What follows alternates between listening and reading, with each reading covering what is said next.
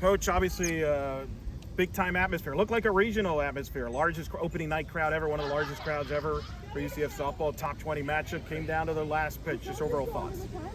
I mean, I'm really impressed with how our pitchers threw in those moments, how some of our younger athletes played in some big-time moments. But we're still better. I think that we beat ourselves. We put too many people on, and there were a few defensive miscues. But I mean, for hitting Georgia, I told the pitchers, like, they deserve a lot, and they still didn't even throw their A game. So, what do you think you can learn about our team in the first game, regardless of the opponent? Yeah. Well, again, I think we beat ourselves in that game, and I think that that's what it's going to come down to. This team is very talented, and we still don't even know how talented we are, but we do know we're talented. Believe me, we're confident, and we walk with some confidence. But I think it's going to get down to, the discipline on day-to-day, pitch to pitch, and then making the quick adjustments. And you saw that with Jazz in that last inning. I mean, she's got a really good changeup, right? And so Jazz to take it to right field and hit that double is huge, and it's going to pay off in the end. And I think that started with her at bat before when she ripped the ball to second base. So obviously these girls, they've been doing this for years now. This is nothing new to them. What do you tell them to just, keep them up, let them know that you guys are still good. Like, you guys have never, this is nothing to, this doesn't define you guys. Yeah. Well, I mean, that's definitely what I talked about. Like, Sarah Willis, you come in, we give you the ball, and I thought she did a great job. But it's a long season, right? And so she threw more pitches than I wanted her to in the amount of innings. And that was just a coach's move of she's gonna be a two-way player in our game, and so we want her to be at her best at the end of the year, and just so taking that into consideration. But talking to her about that, once Caitlin Felton settled down, I mean, striking out Mosley in the situation she did, like, again, big time moments, and so it's now winning each pitch instead of having like a one and then getting back into it. But I told them I think we beat ourselves. I also think there were some big time moments. And I said, you guys got 30 minutes and then back at it, because I had fun with them. I had a lot of fun. I was able to smile, and I trust them big time. Talk about going with Sarah there, starting, had electric stuff, and then Ange coming in middle relief there. Just talk about overall your thoughts on those two performances and kind of really complement each other. Yeah.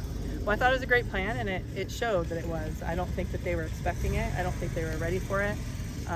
Ange did a great job. And again, if she doesn't get herself into a little bit of trouble in that inning, I think she could roll the entire game.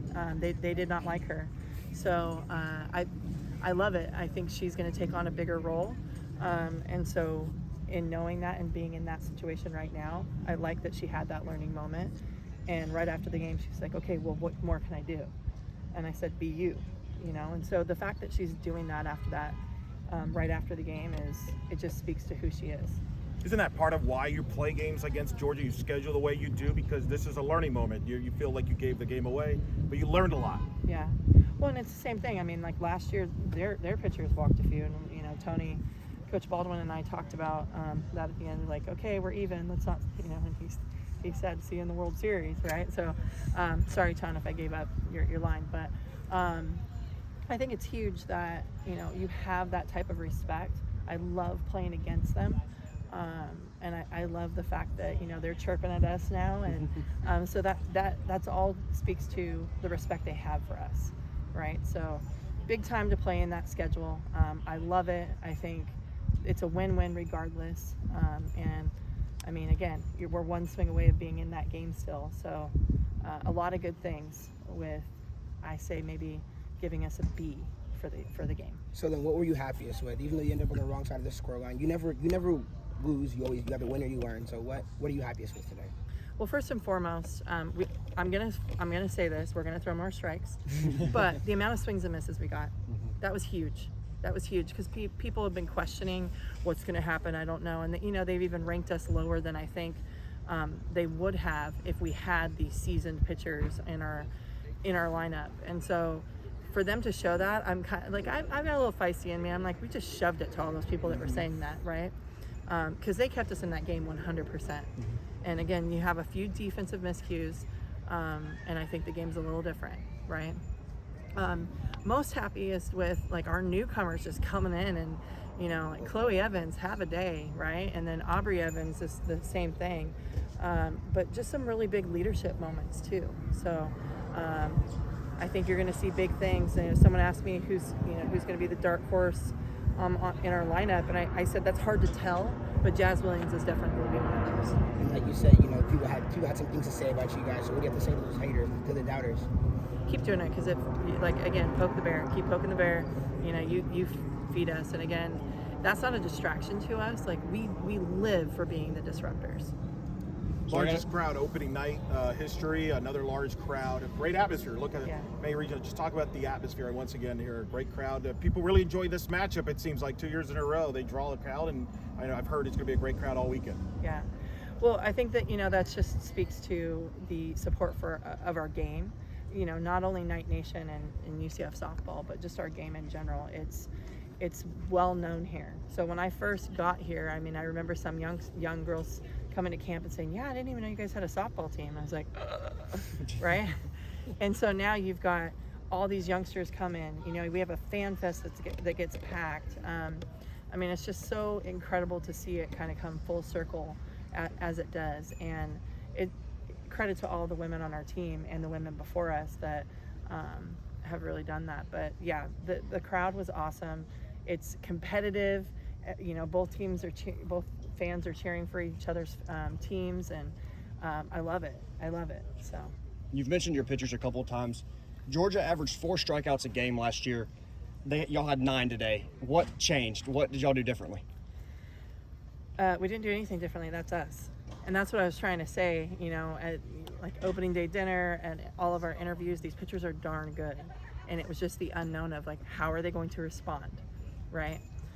They were darn good, and we still walked too many people. So you think about, we gave up, 4 runs, a few errors, right? And we walked some people against that team, and they only scored 4 runs, right? So the 9 strikeouts, I want to have those and have 0 walks, but I'll give them 1 or 2 a game. What can we expect from the team in tomorrow's game? Play, recover, play is going to be huge. And that's what we talk about. You know, our rule is, okay, 30 minutes to be pissed off or ticked off. Sorry, watch my language. And then it's right back at it. Because it would be the same scenario. You know, we win, we're going to celebrate. I think there are some big things to celebrate. And that's what I told Sarah Willis. Like, I am so proud of how she just matched up to them. She pitched. She didn't throw, she pitched. And so to have somebody that can throw as hard as she can, I think she had like 5 different speeds tonight. I'll go and tell you once I get all the data. And then have that command, and it's just the beginning. So it's really exciting.